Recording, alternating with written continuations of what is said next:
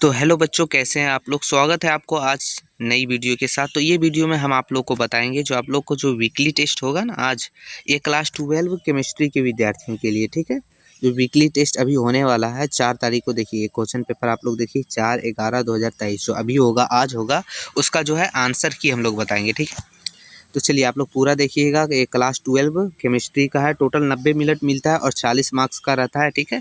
आप लोग जो भी है यहाँ सामान्य निर्देश दिया हुआ है, आप लोग इसे पढ़ लीजिएगा। इसका PDF हम लोग डाल देंगे, ठीक है, टेलीग्राम चैनल पर। देखिए टोटल यहाँ है, बोला सेशन 1 में 10 क्वेश्चन है जो 2 नंबर का, ठीक है, ऑब्जेक्टिव का टाइप का। तो चलिए जो पहला क्वेश्चन है हम लोग का, वो देखिए ये आज ही जो होगा ना आप लोग का वीकली टेस्ट, उसी का क्वेश्चन है, ठीक है। आप लोग घबराइए मत, आप लोग मिला लीजिए। देखिए पहला क्वेश्चन बोल रहा है कि when ethanamide is converted to methylamine what is the name of reaction, ठीक है। तो पहला का जो आंसर हो जाएगा, देखिए इंग्लिश हिंदी दोनों में दिया है, ठीक है। तो हम लोग इंग्लिश में करवा रहे हैं, आप लोग हिंदी में देख लीजिएगा। तो पहला का जो आंसर है ऑप्शन नंबर सी हो जाएगा, हॉलमैन ब्रोमाइड रिगार्जेशन रिएक्शन, ठीक है। ऑप्शन नंबर सी हो जाएगा पहला का।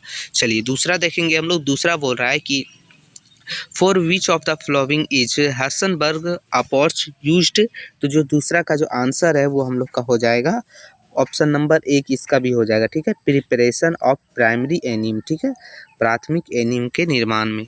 चलिए तीसरा क्वेश्चन है, बोल रहा है which of the following statement about methylamine is correct, ठीक है। तो तीसरा का जो आंसर है ऑप्शन नंबर इसका भी जो है 1 हो जाएगा, methylamine is a stronger based than ammonia ammonia, ठीक है, अमोनिया, ठीक है। चलिए और चौथा देखते हैं। क्वेश्चन नंबर चौथा बोल रहा है कि the basic character of amines is due to. तो ये देखिए इसका जो आंसर होगा चौथा का ऑप्शन नंबर बी हो जाएगा, लोन पेयर ऑफ इलेक्ट्रॉन्स और नाइट्रोजन, ठीक है।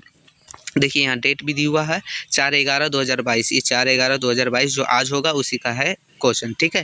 देखिए अगला है पांचवा क्वेश्चन जो बोल रहा है which of the following is not present in RNA। RNA में इसमें से कौन सा प्रेजेंट नहीं रहता है, ठीक है। तो पांचवा का जो आंसर है वो ऑप्शन नंबर ए हो जाएगा, ठीक है, थाइमिन, ठीक है।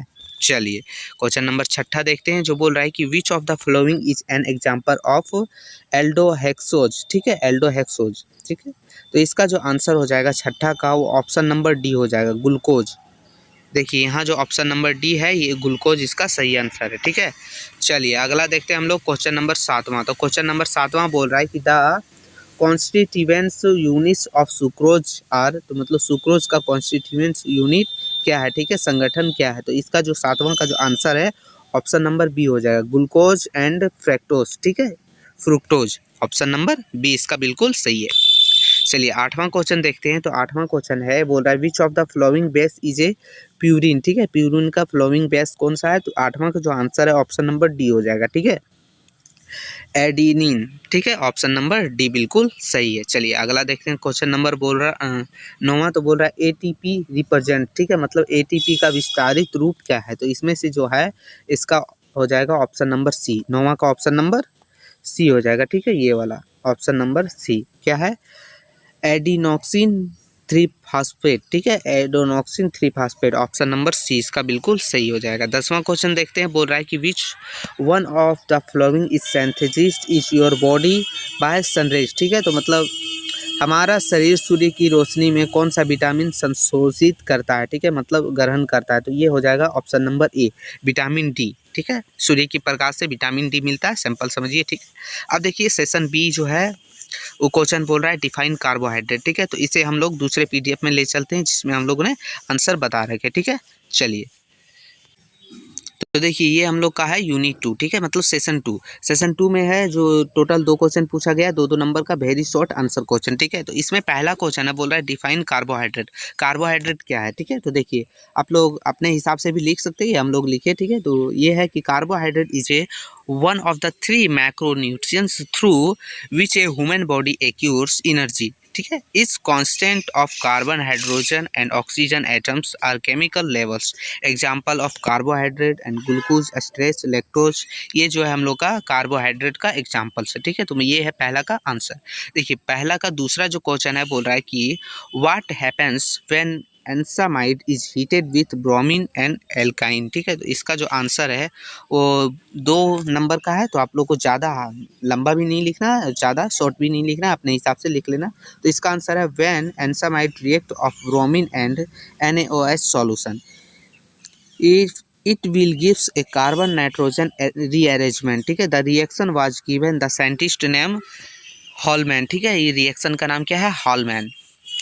हॉफमैन। ठीक है, चलिए सेशन सी है जिसमें है 2 क्वेश्चन पूछा है 3 नंबर का। ठीक है, शॉर्ट टाइप आंसर है, इसका देना है। तो बोल रहा है right notes on carbon एनिम reaction.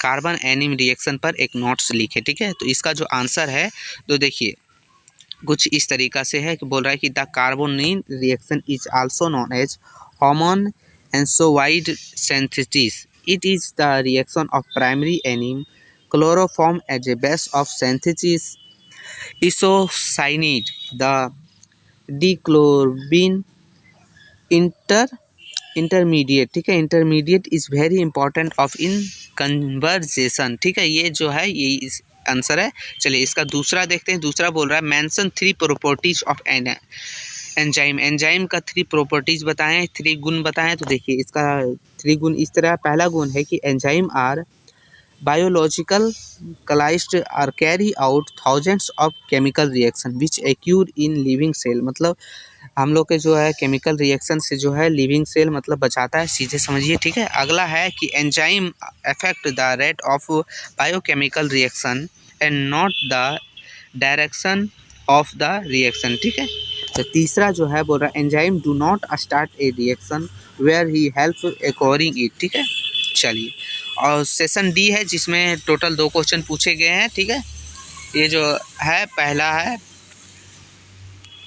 5 number का। ठीक है, इसमें तो पहला क्वेश्चन है बोल रहा है write short on following reaction. 2 reaction दिया है, उसका शॉर्ट नोट लिखना है। तो देखिए पहला रिएक्शन है हॉफमैन ब्रोमाइड रिएक्शन। ठीक है, तो बोल रहा है when amide treat with bromine in an aqueous और ethanolic solution of sodium hydroxide gradation of amide takes place leading to the forming of primary anim. This reaction involves the regrading the anim of the repopulating known as Hoffman bromide regarding reaction। ठीक है, इसी को Hoffman bromide regarding reaction Hoffman. ठीक है, Hoffmann bromide reaction दोनों इसी को कहते हैं। ठीक है, दूसरा जो है वो रहा मेंडियस रिडक्शन। ठीक है, तो Mendius reaction involve the reduction of an organic compound having cyanide groups. ठीक है, इन द प्रेजेंस ऑफ एल्काइन metal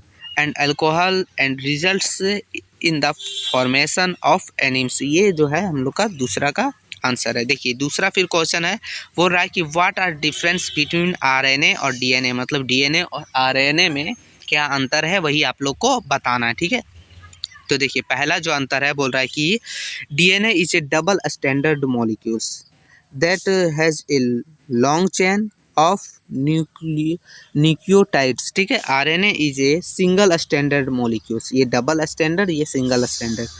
which has a shorter chain of nucleotides. ठीक है, ये लॉन्ग चेन, ये शॉर्ट चेन। देखिए दूसरा जो है डिफरेंस बोल रहा है कि DNA replicates on it's on. ठीक है, it is self replication, RNA does not replicate on it on। ठीक है, ये है। ठीक है, अगला है तीसरा बोल रहा है कि DNA is double standard forming a double helix. ठीक है, while RNA is usually single standard.